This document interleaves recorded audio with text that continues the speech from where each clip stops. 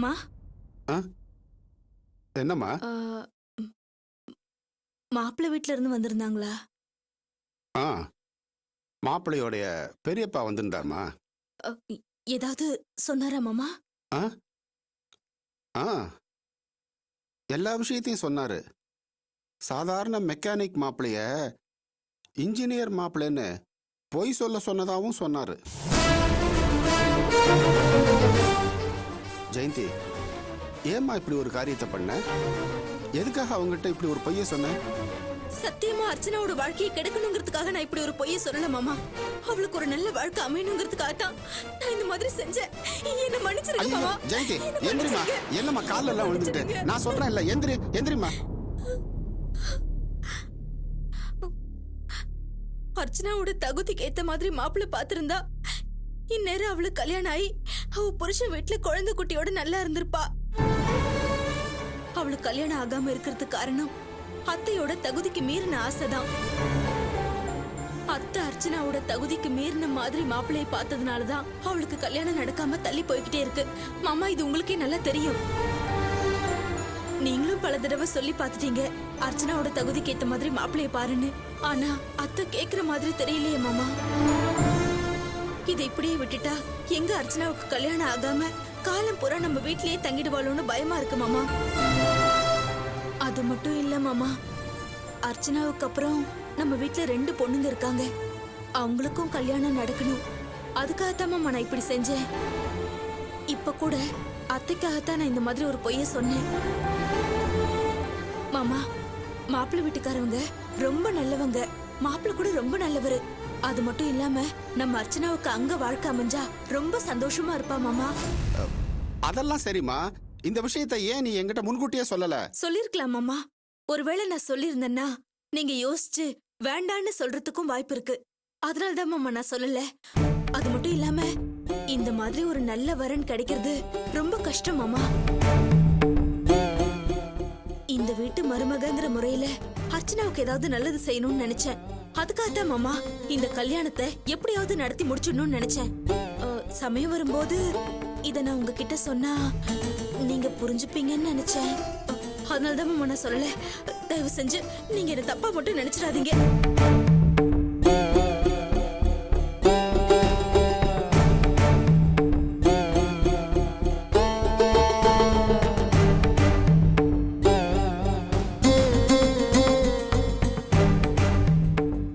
நீ என்னமோ நல்லதை நினைச்சுதாம்மா பண்ணின. ஆனா ஏற்கனவே அர்ச்சனாவோட கல்யாண விஷயத்துல நீ பட்டது போதாதா? இப்போ இப்படி ஒரு சிக்கலை உண்டு பண்ணிட்டியே. இந்த வீட்டை விட்டு வெளியே போன என்ன திரும்பவும் இந்த வீட்டுக்குள்ள வர வச்சுவ அர்ச்சனா. அவளுக்கு ஒரு நல்ல வாழ்க்கை அமைச்சு தரணும்னு நான் நினைச்சேன். மாமா, நல்லது நடக்கணுங்கிறதுக்காக ஒரு பொய்ய சொல்லலாங்கிற எண்ணத்துலதான் கண்டிப்பா நான் இதை செஞ்சேன். சரிம்மா, விடு. நடந்தது நடந்து போச்சு. ஆனா இது சரியா தப்பான்னு இப்ப என்னால முடிவு சொல்ல முடியாது. இந்த விஷயத்துல நம்ம முடிவை விட உங்க அத்தையோட முடிவு தான் ரொம்ப முக்கியம். அவ இதை எப்படி எடுத்துப்பான்னு தெரியலையே. ஐயோ மாமா, நீங்க தான் அத்தை கிட்ட எப்படியாவது பேசி அவங்கள கன்வின்ஸ் பண்ணி அவங்கள ஒத்துக்க வைக்கணும் மாமா. மாமா, நிதானமா சமயம் பார்த்து அத்தை கிட்ட பேசுங்க மாமா. நீங்க ஒரேடியா சொல்லிட்டீங்கன்னா கண்டிப்பா அத்தை ஒத்துக்க மாட்டாங்க மாமா.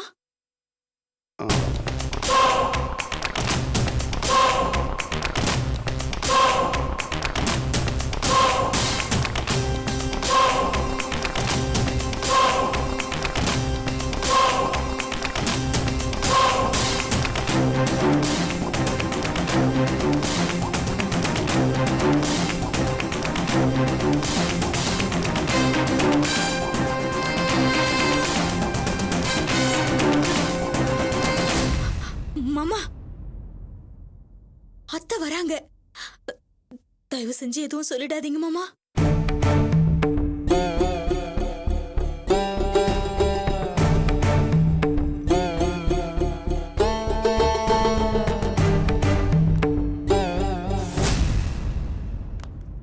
என்னம்மா ஜெயந்தி, ஆபீஸ்ல இருந்து இவ்வளவு சீக்கிரமா வந்துட்ட?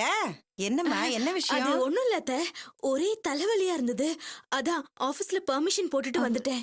நான் காஃபி போட்டு கொண்டு வரேன். நீ சீக்கிரமா போட்டு கொடுமா. என்னங்க ஆ? மாப்பிள்ளையோட பெரியப்பா வந்திருந்தாரே, என்னங்க சொன்னாரு? அது அது வந்து அது ஒண்ணும் இல்லம்மா. அன்னைக்கு அவர் பொண்ணை பார்க்கல, அதான் ஜஸ்ட் பார்த்துட்டு போலான்னு வந்தாரு. நான் கூட ஏதோ சீர்வரிசை பத்தி பேசுறதுக்கு வந்திருக்காரோன்னு நினைச்சேன். பாவங்க, முதல்ல நம்ம வீட்டுக்கு வந்தவருக்கு அவருக்கு சாப்பிடறதுக்கு எதுவுமே கொடுக்கலையேங்க. பரவாயில்லம்மா, அதெல்லாம் அவர் ஒன்றும் பெருசா எடுத்துக்கல. மாப்பிள்ளை வீட்டுல எல்லாருமே ரொம்ப நல்லவங்களா இருக்காங்க. இப்ப கூட பாருங்க, கோயில் அர்ச்சனை பண்ணும்போது தேங்காயில பூ வந்திருக்கு. எல்லாமே நல்ல சகுனமா அமையுதுங்க. எனக்கு மனசுக்கு ரொம்ப திருப்தியா இருக்கு. இந்தாங்க பிரசாதம் எடுத்துக்கங்க. இந்தாம்மா நீ எடுத்துக்க. கை கால் கழுவிட்டு வந்து எடுத்துக்கிறேன் அத்தை. சரிம்மா, முதல்ல காப்பி குடி. அர்ச்சனா,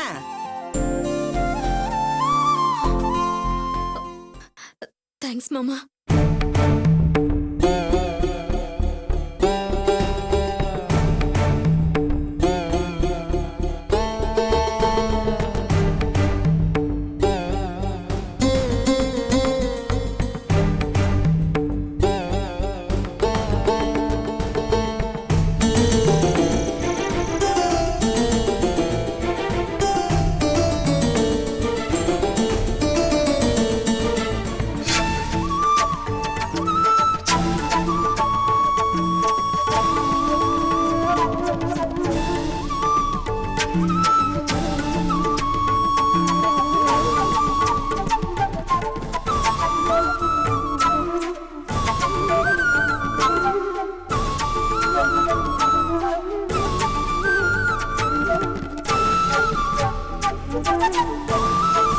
எங்க செல்வம் மெக்கானிக்கல் இன்ஜினியர் கிடையாது, படிக்காத சாதாரண மெக்கானிக் தான்.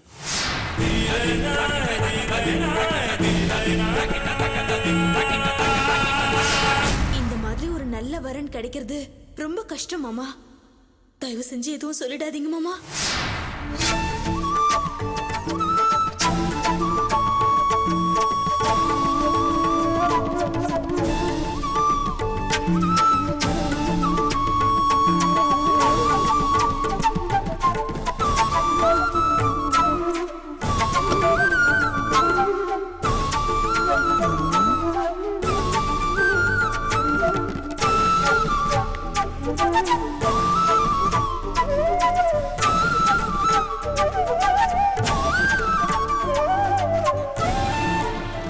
என்னங்க ஆ?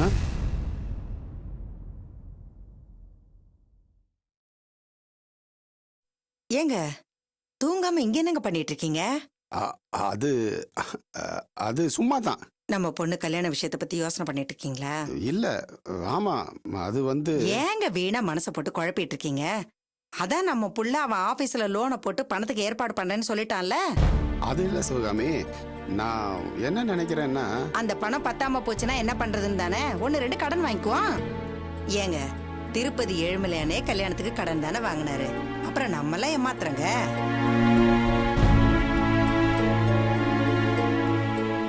என்னங்க யோசிக்கிறீங்க? இத்தனை நாளும் தள்ளி தள்ளி போயிட்டு இருந்த அர்ச்சனா கல்யாணம் ஆண்டவ புண்ணியத்துல இப்பதான் கைக்கூடி வந்திருக்கு. அது மட்டும் இல்லைங்க, நான் ஆசைப்பட்ட மாதிரியே நல்லா படிச்ச பெரிய உத்தியோகத்துல இருக்க மாப்பிள்ளையே கிடைச்சிருக்காரு. கொஞ்சம் முன்ன பின்ன ஆனாலும் பரவாயில்லைங்க, எங்கேயாவது கடன் உடனே வாங்கியாவது கல்யாணத்தை முடிச்சிடலாங்க. கடனை உடனே வாங்கி கல்யாணத்தை பண்றது பெரிய விஷயம் இல்ல சிவகாமி. நான் என்ன நினைக்கிறேன்னா, என்ன நினைக்கிறீங்க? நம்ம தகுதிக்கு ஏத்த மாதிரி ஆசைப்படு, கடன் எல்லாம் வாங்க வேண்டாம்னு சொல்ல வரீங்க அதானே? ஏங்க நம்மள மாதிரி நடுத்தர குடும்பத்துல இருக்கிறவங்க கடன் வாங்காம ஏதாவது ஒரு நல்ல காரியம் பண்ண முடியுமா? முதல்ல கடனை வாங்கி கல்யாணத்தை முடிச்சிருவோம், அதுக்கப்புறம் எப்படியாவது கஷ்டப்பட்டு கொஞ்சம் கொஞ்சமா கடன் அடைச்சிருவோம். சிவகாமி, நான் என்ன சொல்ல வரேன்னா, அர்ச்சனாவுக்கு கடனை வாங்கி கல்யாணத்தை பண்ணிட்டா அதுக்கப்புறம் 2 பொண்ணுங்க இருக்காங்களே, அவங்கள எப்படி கரை சேர்க்கறதுன்னு தானே. அர்ச்சனாவுக்கு நல்ல வழி காட்டின அந்த ஆண்டவன் இந்த 2 பொண்ணுங்களுக்கு வழியை காட்ட மாட்டானா? நீங்க நம்பிக்கையா இருங்கங்க. சரி, நீங்க போய் படுங்க, நான் தண்ணி குடிச்சிட்டு வரேன். கண்ணு முடிச்சுக்கிட்டு இருந்து உடம்பு கெடுத்துக்காதீங்க, போங்க. நேரங்கால இல்லாம ஏதாவது யோசிச்சுக்கிட்டு இருப்பீங்க.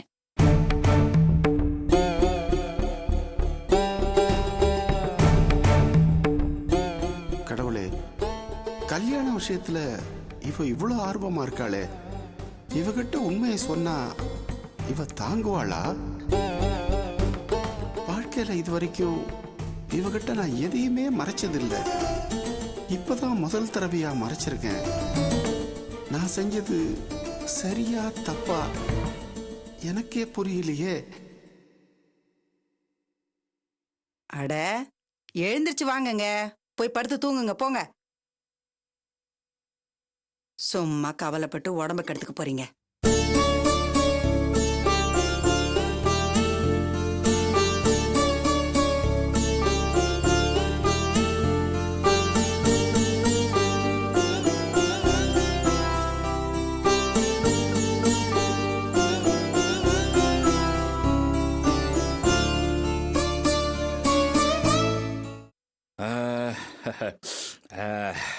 எங்க சூரிய பகவான் சூரிய பகவான்?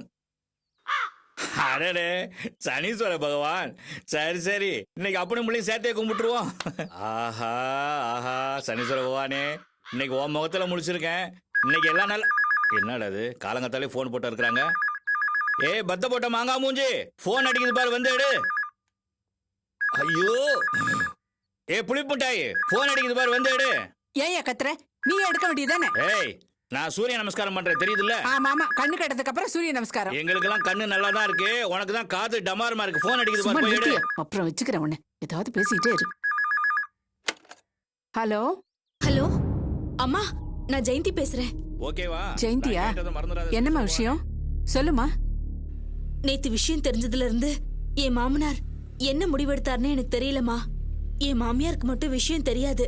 சரி, காலையில விஷயத்தை தெரிஞ்சுக்கலான்னு பார்த்தா என் மாமனார் வீட்லயே இல்ல. அதான் உங்க வீட்டுக்கு வந்தாரா, ஏதாவது சொன்னாரான்னு தெரிஞ்சுக்கலான்னு தான்மா ஃபோன் பண்ணேன். இல்லையம்மா, இங்கேயும் யாரும் வரலையே. என்ன நடக்குமோன்னு எங்களுக்கும் பதட்டமா தான் இருக்கு. எப்படியும் அங்கதாம்மா வருவாருன்னு நினைக்கிறேன். அப்படி ஒருவேளை வந்து ஏதாவது சொன்னார்னு வச்சுக்கோங்களேன், உடனே எனக்கு ஃபோன் பண்ணி தகவல் சொல்லுங்க. சரி சரிம்மா, நான் வச்சிடுறேன். சரிம்மா.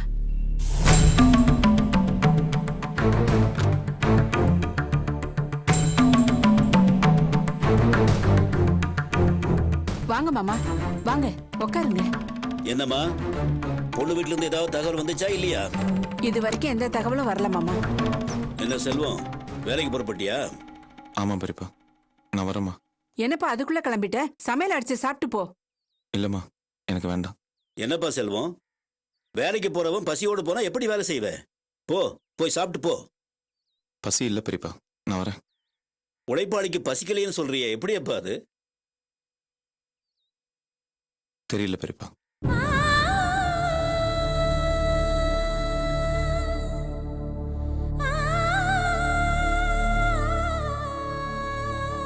பாக்கியம், வயிறு கபகபன்னு பசிக்குது. உடனே சில பல இட்லிகளை தட்டில் எடுத்து வச்சு 1 லிட்டர் சாம்பார் அதுல அண்ணே, எப்பண்ணே வந்தீங்க? நல்லா இருக்கீங்களா? உழைக்கிற புள்ள அதுவே பசியோட போகுது. தண்ட சோறு உனக்கு கபகபன் பசிக்குதா? என்னது, ஏன் புள்ள பட்னியா போறானா? ஏன் ஏன் ஏன் என்னாச்சு அவனுக்கு? இப்ப மட்டும் இல்ல, நேத்துல இருந்து அவன் அப்படிதான் இருக்கான். சரியா சாப்பிடுறது இல்ல, தூங்குறது இல்ல, யாருக்கிட்டையும் மூஞ்சி கொடுத்து கூட பேசுறது இல்ல. நானும் கவனிச்சேன். எப்ப நான் வீட்டுக்கு வந்தாலும் வாங்க பெரியப்பான்னு வாய் நிறைய கூப்பிடுற புள்ள இன்னைக்கு பட்டும் படாம பேசிட்டு போறானே. என்னம்மா, என்னாச்சு அவனுக்கு? என்ன இருந்தாலும் அவனும் ஒரு வயசு பையன் தானே மாமா. அவனுக்கும் ஆசா பாசம் ஏக்கமெல்லாம் இருக்கும்ல. என்னம்மா, என்ன சொல்ற நீ? நேத்து நீங்க உண்மையை சொல்றேன்னு போனதுக்கு அப்புறம் தான் செல்வம் இப்படி மாறிட்டான் மாமா.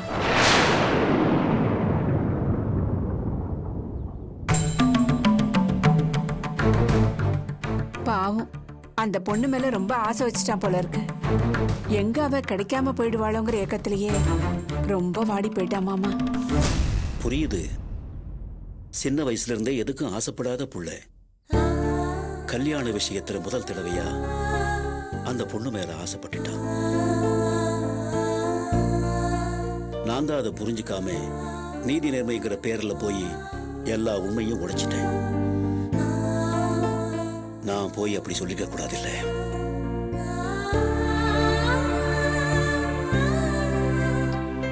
நல்லது கெட்டது தெரிஞ்சவர் நீங்க, இத முன்னாடியே யோசிச்சிருக்கணும்ல மாமா. நம்ம குடும்பத்துக்காக வாழ்க்கையை அர்ப்பணிச்சுக்கிட்டவன் செல்வம். அவன் ஆசையில நாமளே மண்ணள்ளி போடுறதுல நியாயமே இல்ல மாமா. முன்பின் யோசிக்காம பெரிய தப்பு பண்ணிட்டேன் போல் இருக்கேன். அண்ணே, நீ ஒண்ணும் தப்பு பண்ணலண்ணே. இவ சொல்லானே நீ ஒண்ணும் வருத்தப்படாத. நீ பண்ணதான் சரி. கல்யாண விஷயத்துல பொய்யே கூடாதுண்ணே. ஏய்யா கூடாது? 1000 பொய் சொல்லி ஒரு கல்யாணம் பண்ணலான்னு சும்மாவா சொன்னாங்க? சும்மா சொன்னாங்களோ காசு கொடுத்து சொன்னாங்களோ அது நமக்கு தேவையில்லை. எங்க குடும்பத்திலேயே எனக்கும் எங்க அண்ணனுக்கும் தான் வாக்கும் நாக்கும் சுத்தம். நாங்க நேர்மையில பிறந்த பரம்பரைங்கடி. ஆமா, பெரிய நேர்மையில பிறந்த பரம்பரை. எனக்கு தெரியாத உங்க பரம்பரைய பத்தி. நம்ம கல்யாணத்தப்போ நீயும் உங்க அண்ணனும் நீ ஒரு குடிகாரங்கிறத என்கிட்ட சொன்னீங்களா ஐயா?